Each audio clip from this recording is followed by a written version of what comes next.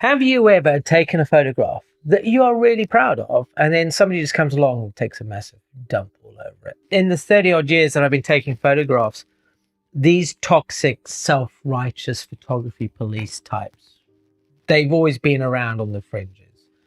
If you are a new photographer, you're just getting into it, you want to photograph just for the sheer pleasure of taking images, then those toxic comments can lodge into your brain and just start to fester. How's it? So the other day, I get a comment on one of the videos, and it went along the lines like this. The guy goes, "Oh, you carry on about your professional career, 30 years, blah, blah, blah, blah, blah. And I have been taking photographs for 10 years. And yet I would be embarrassed to show the kind of pictures up on screen that you are showing and that you're so proud of." How does a comment like that help any photographer? What is the point of that? That is pure toxic. And I wanted to address this today because it annoys me greatly, because there are many people here who are just watching these channels and everybody else on YouTube who just wants to share their love of photography and be inspired to go off and take their own photographs. And then there are these people who just turn up and carry on like they're the gatekeepers of what is and isn't right in photography. And I'm kind of really sick of it. So I remember when I moved back to the UK, I was on a forum, and in that forum, I was asking about wedding photography and what have you. And a lot of people were looking at the work and said, "Oh, you can't do this and you can't do that, and you've made all these mistakes." Things like Dutch tilt, saying, "Oh, real photographers don't do that." And I changed my photography. I cut all that stuff out, the stuff that I enjoyed, the stuff that felt natural to me, because I was trying to make sure I didn't fall foul of any of these kind of so-called rules. But when I look back through my career, the photographs that satisfy me the most are the ones that I'm taking just for me, for my own pleasure, for my own enjoyment. And you know what's interesting? It's those photographs that often are the most triggering to these gatekeepers. So read into that what you will. But I love that. I wear that as a bit of a badge of honor. So focus first and foremost on your own satisfaction. So strategy number 2 is to find a tribe.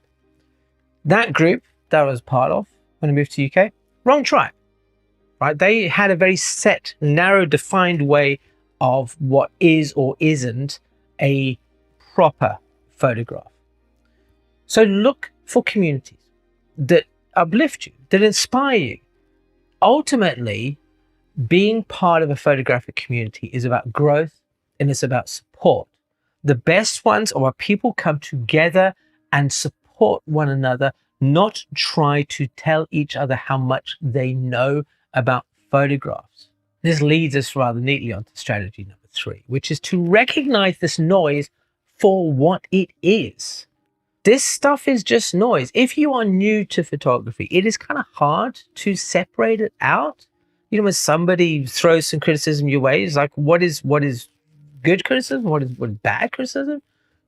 But the simple way is just to ask yourself, is the person giving you this comment, they come from a place of wanting to help you grow? Or is it sounding like it's just hot air of people wanting to show off how much they know? Now, most of the time, it's just noise. That's what it is. It's empty vessels making the most sound. And once you start to see this noise for what it is a lot easier, a hell of a lot easier, to just let it slide off you. Once that stuff is slid off you, then it is a lot easier to experiment, to take risks. If you're always listening to people telling you what you've done wrong, you're not going to take those risks. So please don't let anybody make you feel like you need their permission to try stuff out. In my own photographs, I keep pushing boundaries. I've been talking a lot recently about black and white images. I like a crunchy, contrasty, blocked out black and white. And yet there are people who are going there, "Oh, your black and white photography with this contrasty stuff, it is as appealing as a cheap suit." Now, these are all comments that have actually kind of landed here on the channel and stuff, but don't go looking for them. I delete that. That's my strategy. I can just delete these comments. But if I listened to that, I would never try new things. Now, okay, some of my experimentation works, as maybe some of yours does, and some of it doesn't. But that's the point. We are free to explore, to try things beyond this blinkered look at photography that so many of these people have. Now, I think it's important that we kind of dig a little deeper into the mindset of these so-called gatekeepers. Why are they acting like this? Why are they so keen to criticize, to belittle other people? Now, ultimately, here's the reality, okay? This is not about you or me or our photographs. It's about them. And when we understand this, all of their words just kind of lose their power. The gatekeepers, they're not really trying to help you improve. Look at all the comments that you've ever seen about negative stuff in your photography. It's not about helping you to improve. It's coming from some of their own insecurities. Now, photography, by its very nature, can be approached and practiced in a million different ways. And they are trying to hold on to a very set approach because it makes them feel safe. It makes them feel comfortable. They're afraid that they're going to get left behind, or they're going to feel irrelevant when we look at photography as a whole. So they cling to these rules as a way of validating themselves. If we think about it, they spend ages, years, decades perhaps, perfecting a technique or following a very rigid, defined set of rules. And when they see somebody else breaking those rules, it's almost threatening. It shakes up their view of photography. So of course, they lash out. They try and keep you in the same box as them because they feel that they know a lot about that particular box. And so long as they can judge you by their own very narrow set of standards, it makes them feel safe, like they're being creative, like they're being a good photographer. So once you begin to recognize all this, then you realize that it's not actually about your work at all. It's just a reflection of them and their approach to photography. Now, I have to stress at this point that it feels like I'm calling them morons and all sorts of, and that's not their photography. It is the way that they behave with other photographers. You can have very narrow, very strict sets of definitions about what you want to photograph. We're not required to like everything, but we are required, I think, to accept that everybody likes different things. To turn up and to say your work sucks because it's not full of contrasty, blocky black and white is a ridiculous concept. So the next time that a gatekeeper tries to rain on your creative parade, I want you just to step back. Remind yourself that their words say more about them than they do about your photographs.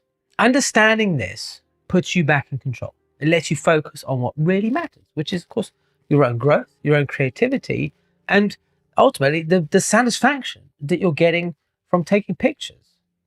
So let's begin to change up how we approach this negative environment that we find ourselves from time to time. And the first part is to, see that criticism as a compliment. If somebody is, dumping all over your work and they're saying it's rubbish, blah, blah, blah, blah, right? It's because you've done something that's caught their attention, right? You've made them feel something.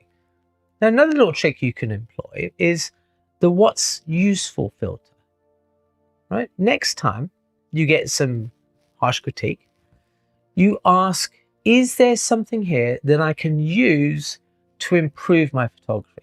Because often, even in the nastiest, spiteful, narrow-minded comments, there might be a nugget of truth.